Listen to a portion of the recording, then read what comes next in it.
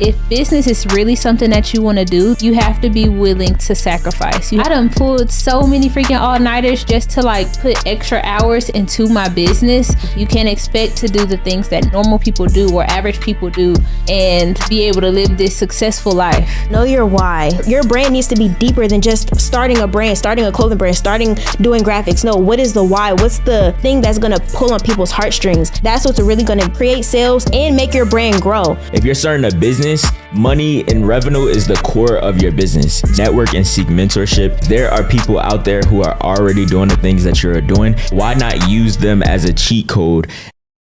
It was good, y'all. Welcome to Growing Painz podcast, where we talk about business in the life of a young adult. I'm Tre'Vion. I'm Yanni. Hey, y'all, I'm Jayda. Why do I do this? I don't know. That was crazy. It's your favorite thing in the world. Trey gonna be 90 talking about. Right. That's how I be rolling up the money. You gonna see your grandkids. They gonna be like, Granddad. You gonna be like, nah. Yo. Hey, what's up, youngin? Yes. Yo. All right. So today we are talking about 5 tips plus a bonus. Are we doing a bonus? Yeah, all right, we're doing a bonus on 5 tips of starting your business. Now, we are not about to be talking about you got to start up the LLC, you got to do this, get the EIN number. You should already know that. And if you're starting a business, and if you don't, you shouldn't be starting one right now. And don't be in a rush because you may change your business name. I feel that. That's so real. make sure when you start that thing, make sure this is exactly this is what you want to lock in on. Oh, nah, that's real. I never thought about that. Yeah. Because people can change their mind. And if you being impulsive, it may differ. Yep. Yeah. Okay, so Definitely. who wants to go with the first tip? Okay, so I'll go. Mine is to focus on customer retention for slow seasons. So once you already get the customer acquisition and you acquire those different customers, it's best to continue to have set the expectation. The expectation that you first give them during the first impression, that's the expectation that you create moving forward. Yeah. You know what I'm saying? So how did I put it? I put the first impression you make is the expectation you create, basically. So the expectation that you create, you just really have to be intentional on how do I continue to operate and deliver at the time's promise, and make sure that you communicate. And I'm saying this from a perspective where I was once a person who didn't communicate. You know what I'm saying? Yeah. So that's would be my first one is, continue to build customer retention.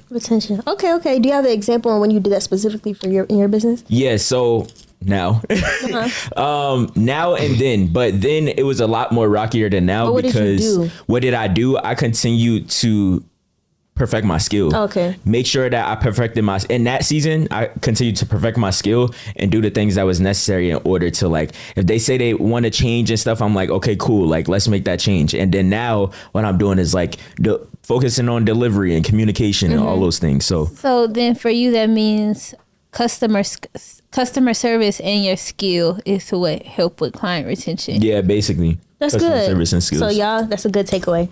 I can go next. One thing I would give is, I'm gonna mesh these together.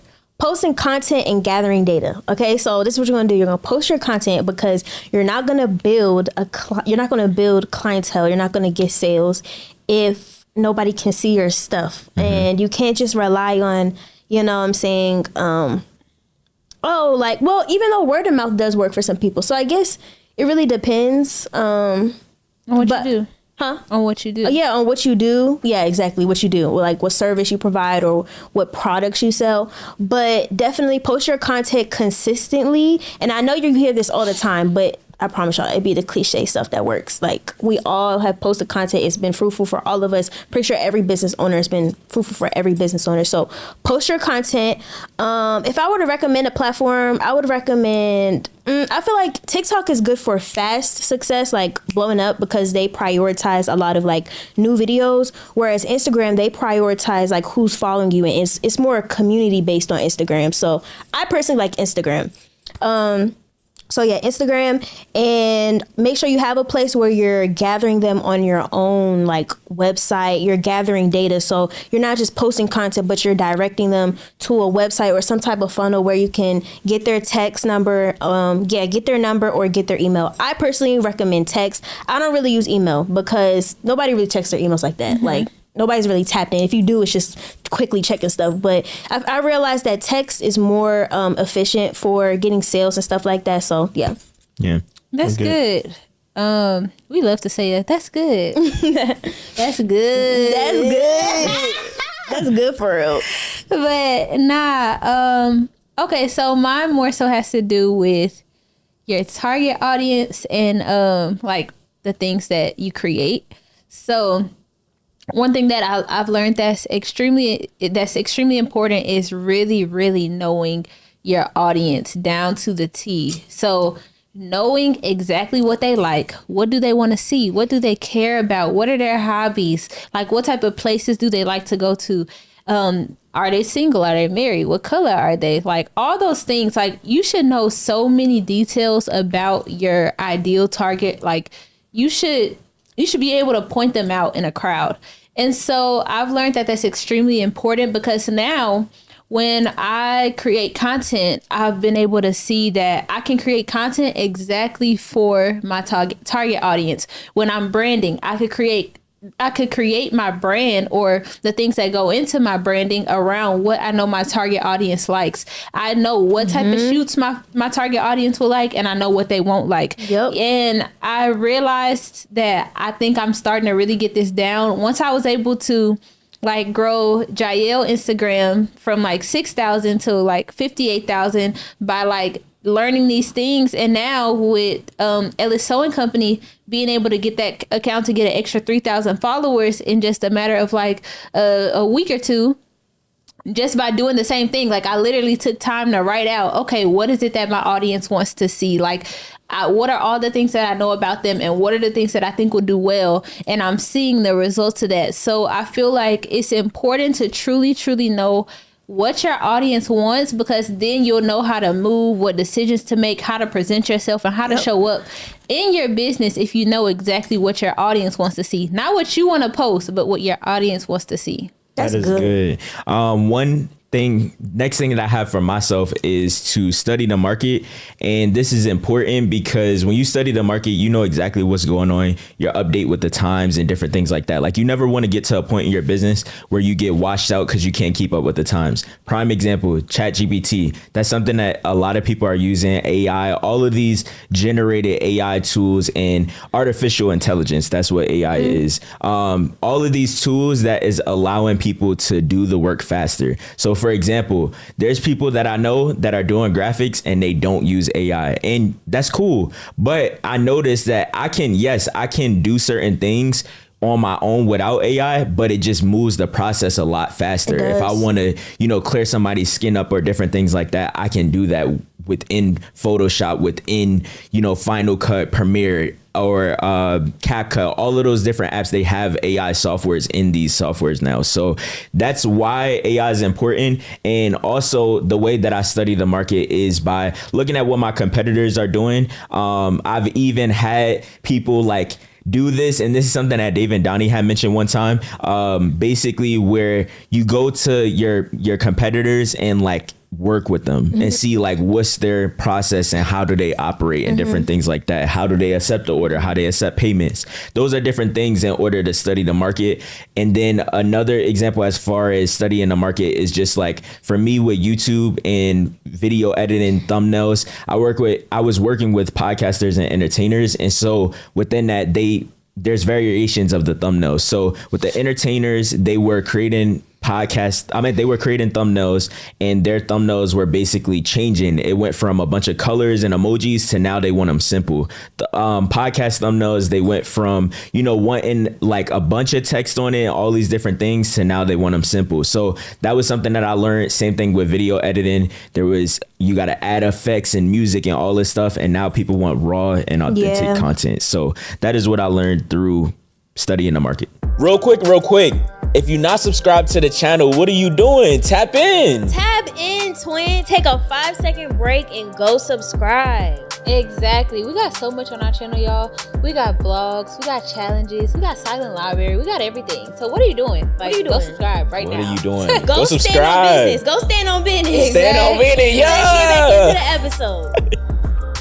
That's good. I feel like I'm also in my YouTube videos, I like my stuff really simple. I used to have a lot of edits and stuff, but I'm like, the simple stuff is good, you know? Yeah, because it makes people feel as though like you're really there with them. You know what I'm saying? Yeah. I feel like stuff is always going to change though. Yeah. Like, I feel like, I don't know, even with content, people used to want like to see, I don't know, just, I don't know what you would call it. I feel like there's definitely been a change in content. I agree. To where people are wanting quality content again. I feel like we went through a phase of like a good maybe 2 years or so where people didn't really care about quality content. They just wanted you to keep putting stuff out. But now people want you to tell a story. Now people really want they want to see creativity. I heard someone call it like evergreen content, like content that will literally like be just as impactful now as it will be like later on, years, you know, like even when you think about dance challenges and stuff, that stuff like that is only useful for like while the dance is cool, but it's not gonna really matter that much, you know, like later down the line. And so I feel like with content, the really like short 3-second reels started becoming a thing, or 5-second reels. For real. No, that was. But I feel like now I'm starting to see them get longer again, which I'm happy about. You're like, I got more time. Exactly. It's like, so much I'm trying to get. No, because them 3 to 5 seconds reels, they started to basically become loops. That's all. Exactly. Yeah. Exactly. So I would say stuff like what we're doing as far as the podcast and stuff, this is like evergreen content. Because I agree. no matter what phase of life you're going through, like you can come and listen to this in order to, you know what I'm saying, get your life organized. That's good. Yeah. Okay, so for my other tip, I have Know Your Why. So there's this book I'm reading called literally Know Your Why by Simon Sinek. And I hope I said that right. But Know Your Why. So there's this thing called the Golden Circle. Y'all are not going to be able to see it, but it's a golden circle. Y'all can search it up on Google. Search up Golden Circle, Know Your Why, and it's going to come up. But basically in the circle, it's 3 circles. In the bullseye part, it says it's a why. It says why. In the middle circle is how, and on the outer circle is what. And so this is basically the different like dimensions on how people market. So when a lot of people market, they use the what. So they say, oh, I have the nice jeans. That's, buy these jeans, I have nice jeans. Or, oh, I have a Christian streetwear brand. I sell Christian streetwear, support my Christian streetwear brand. You know what I'm saying? Or I sell graphics. I do graphics, buy my graphics or whatever. But that's the what, that's the outer, that's so surface level. If you want to actually convert sales and build a community, use the why. Sell the why on why you started your brand. Jaell started her brand for women who love the luxury feel and who live above average. Trey, he sells an experience. He doesn't just make graphics. He doesn't just edit videos. He creates stories for people who want to tell their story. Me, I don't just have a Christian streetwear brand. My why is to inspire young adults to walk wisely with God in a world filled with distractions. So that's even telling you your brand needs to be deeper than just starting a brand, starting a clothing brand, starting doing graphics. No, what is the why? What's the thing that's going to pull on people's heartstrings? That's what's really going to create sales and make your brand grow and be like long lasting too, because it's not just going to be like, oh, this is just a thing that they're doing, it's cool, it's trendy. No, you have a why that's actually getting people interested. So that's real. Yeah, because with that, like with the whole like why, it's like, for example, like Apple, and like how you said everybody creates these brands and experiences, but it's like the reason why Apple wins is because they have like the health app, all of these different features on the phone that is different from all of the other softwares. So that's good. Okay, so I was thinking what I wanted my last point to be, and I got it. So my last point would be, for anybody that's like just new in business or just things that you should know as like, I don't know, new entrepreneur, whatever the case may be. You have to be okay with sacrifice. If business is really something that you want to do, this is something you see yourself doing long term, you have to be willing to sacrifice. You have to be willing to sacrifice when it comes to money. That could mean working a job until your business takes off, or not going and spending extra money on certain clothes and shoes and going out. You have to be willing to sacrifice when it comes to your time. I done pulled so many freaking all-nighters just to like put extra hours into my business. You have to be willing to just sacrifice in general. There's so much that goes into being successful that it's going to require more of you. You can't expect to do the things that normal people do or average people do and just be able to live this successful life. If you want to get to a certain place in life and you want it to happen sooner than later, in order for it to happen sooner, you're going to have to sacrifice now. And so I feel like that is something that's super important. And even just something that I feel like the importance of that has been growing in my life lately. Like I've just been realizing like, okay, yeah, I'm getting more okay with sacrifice. Like I realize that this is what's needed in order for me to reach my goals. And so don't think that, oh, I'm becoming an entrepreneur and I'm gonna still just go out and do whatever I want. Yeah. Like it don't work like that for real. That like, part. You won't get to where you want to be if you're just doing whatever you want. So I would say sacrifice is definitely something that you need to be okay with if you're going to be an entrepreneur. For sure. And one thing to end it off that I have is to network and seek mentorship. And the reason that I say this is because there are people out there who are already doing the things that you're doing. And so why not use them as a cheat code and continue to allow them to see, like, guide you in the direction that you should take. If you're starting a business, money and revenue is the core of your business. So you have to make money. You know what I'm saying? And so with that, you need people in your life. You need to go to conferences and different things like that in order to allow people to give you guidance and let you know you are doing this wrong and you're about to go broke or you're about to go out of business because you're not making money. And that's what a business is. Or else you may create, I'm trying to think of the exact word, but you may create like a what's the word that I'm looking for? Like a foundation, not a foundation, a fundraiser, like different things like that, like stuff where it's like you're not necessarily gaining anything back from it. Nonprofit? Yeah, a nonprofit or a fundraiser, nonprofit. Yes, you know what I'm saying? Nonprofit, nonprofit organization. So like a nonprofit, I was trying to think of the word, but a nonprofit, you won't make money. In a business, you do make money. So it's like doing the things that is necessary in order to just generate money. And you seeking mentorship and networking, it gives you relationships, resources, all of those things. That's good. I want to say one more thing. Okay.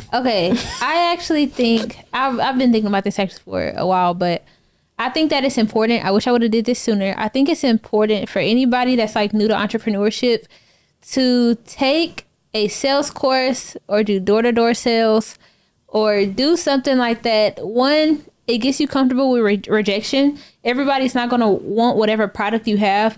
But two, learning how to sell is a really dope skill. I feel like the only time I practice like selling is whenever I'm like verbally selling, not like, oh, typing up a caption and trying to sell. The only time I do that is when I would do like webinars. And it would be something I would like stay up practicing. Okay, this is what I'm going to say. This is how I'm going to be able to tap into this person's emotion to really connect with them and show them like what I'm selling is something that they truly do need and see, so they can see the value. But knowing how to sell is one of the best skills to have if you're an entrepreneur, because once you know how to actually sell products, then that's able to translate just like through whatever you do in your business. You're actually able to make money. You can sell whether it is through messages, whether it is through captions, whether it's in person. And so definitely, if you're new to entrepreneurship, I honestly recommend learning how to sell. If you could just even go out and to a park and just try selling some random stuff, just so you could practice selling, that is going to put you in a much better place. And it's a valuable skill to have. Like, you want to make sure you know how to go out and make money. What's up, y'all? Real quick, I know you guys are enjoying this episode, but I just want to speak to all my Christian streetwear brand owners. So as you guys know, and if you don't, I have my own Christian streetwear brand called Wise Label. And in my journey of 3 years of owning this brand, I have experienced a lot of ups and downs, highs and lows. I've experienced wanting to cry, scream, and throw up. I've experienced it all. But the thing is, I've been able to bounce back off of that. And I know even you watching this video, you may be at a point where you want to start your clothing brand, where you want to grow it, where you feel stuck, where, you know what I'm saying, you feel like you want to 10x in it. And I know exactly how you feel. So I actually launched my first ebook. In this ebook, I put every single lesson, every single hardship, every single tip that I've got in this brain in this book. It's filled with game. And on top of that, I am starting one-on-one mentorship. And this is going to be for my brand owners that feel like they want exclusive help with me. For this, it's only going to be a few people, but for the ebook, it's open for everybody. It's definitely going to be an investment you won't regret. So if you're interested, the link is in the bio. Now let's get back into this episode. That's good. That is good. You gotta learn how to sell. Here we go to that is good. It'd be good for real. Dude. Like, but sometimes we be guessing it. We be like, that's good. That be you. No, that don't. Anyway, let's get to make it make sense. All right, so where we give advice to young adults growing through life. Period. So today's question is, what should I do if I feel like I'm falling behind in life compared to my peers? Not the silence. I'm thinking. Wait, read the question one more time. What should I do if I feel like I'm falling behind in life compared to my peers? Well, one, stop comparing. Yeah. That's the first thing. Different people are going to be on different paths. And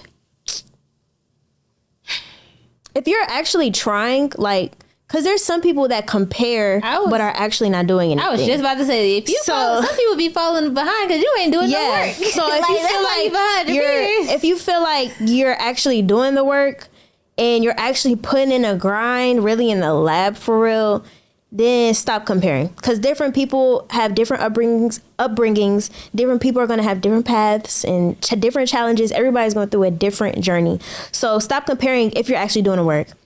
If you're not doing the work, you got to get in the lab. If you're not doing the work, I'm sorry. You got to put some work in. Literally. That is real. I feel as though if you believe that you are falling behind because it's basically comparison. You're comparing yourself to somebody else's journey. I just think that it's necessary to realize that everything happens in like different seasons, and it's like a pattern or a rhythm of you get into where you desire to be or you aspire to be. For example, a millionaire, they don't just become a millionaire overnight. They don't just do this one thing and hit 1 million. You know what I'm saying? Mm-hmm. They go through the trials, they go through the ups and downs, they have a win, they make a certain amount of money this mark, they hit this milestone, then it gets quiet for some time, and then they go back up. You know what I'm saying? And then they finally acquire becoming a millionaire or whatever the big thing is. Yeah. But it doesn't just happen overnight. And I just think that if you are doing the work, definitely just stay on course. Like we said in a previous episode or in an episode, we don't know when this is going to drop. So an episode where it's basically you're just saying, like, you're basically just planting a seed and allowing it to grow based off of like the work that you're doing. That's real. Yeah. So I actually would say that if you are looking at someone else's life and, like I said, you're comparing yourself, because I guess maybe looking at someone else's life makes you feel bad about yours. I'm not gonna lie, I think that's okay, because that feeling that you're feeling, how like you feel bad about, I don't know, just like I said, where your life is, that shows that you are discontent, like, with something in your life. And like, it honestly depends on what it is, like, but if it has to do with like, you see someone excelling in a certain area and it makes you feel like, dang, like, I'm not there yet. Mm-hmm. That just honestly shows you this is something I need to work on. Now, the goal is not to become jealous or just harp on the fact that they have these things going on for themselves. But that person in that moment is being a reflection and showing you, oh, these are areas that I need to work on in my life. If you see a person and they're going out and networking with people every single weekend, and you're like, and your automatic thought is, dang, like, I wish I was doing stuff like that. It's just showing you that, well, maybe you need to go out and network every single weekend.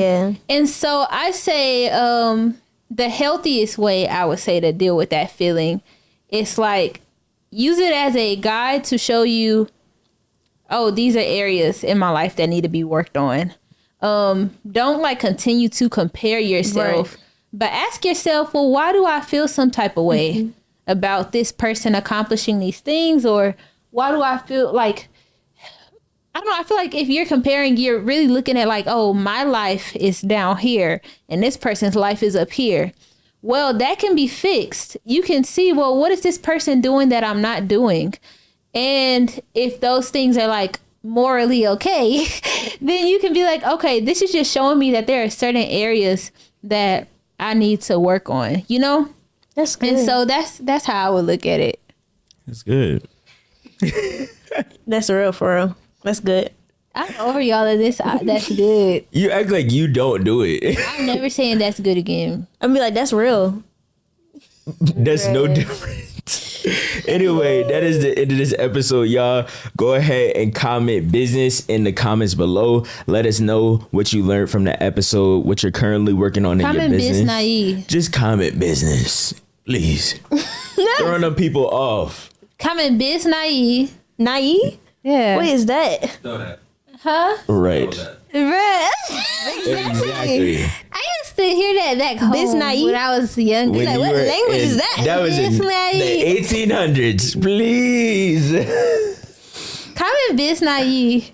What does that even mean? You don't even know how to It's spell it. business. Biz naive? Yes. Biz naive? Get on your. Why are you saying it like that? Exactly. You're trying to say You it said with midnight eat for race.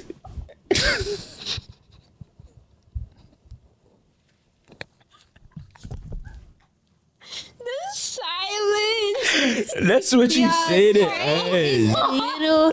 We just need to put a compilation of every time Trey talk about a race. Bruh, He how many? said, I don't like white girls. Look at you bringing up the past. Now he's talking about. Let's talk about how you don't talk like height and all this other stuff. I said I would never talk about a short man's height again. And I And I have never haven't. talked about a white woman. You have brought it up in every instance. Trey, I've you never talked have. about a white It's woman in the literally- most there's recent an ep- times. Okay, Alani, we- can you right here? No, when we're you're not doing editing, that. Can you add in the clip? And I of promise when you this episode Trey won't said drop. in the episode. And I promise you this gonna get What cut out even too. Trey said in the episode? I don't like white women. And I promise you this gonna get cut out before But it just drop. know that, like always, I always come back and say, me and Yanni, we love all races. So And I do too. if you're another race, don't feel like you're not welcome here because of Trey. No, if you're another race, You don't be literally- sensitive to the fact that a joke is made. Bruh. You Like, just, what? you just- I'm so confused. you just threw shade. I said shrimp fried rice. We like shrimp fried That's rice. not What is what the you problem? said. She said business east. I said shrimp fried rice, chicken wing. Like, It's the way you said it. you were saying ben naive, like what? You don't know who started. I said biz naive. Biz naive. We just add on to it. I eat Chinese food. I like my little. You know what I'm saying? I don't my think gosh. that's a problem. If anybody felt that's a problem, I am apologetic of it. But it's like, you know what I'm saying? I'm not about to sit here and front for the camera. All right. If you feel a certain way, speak up now. Biz naive.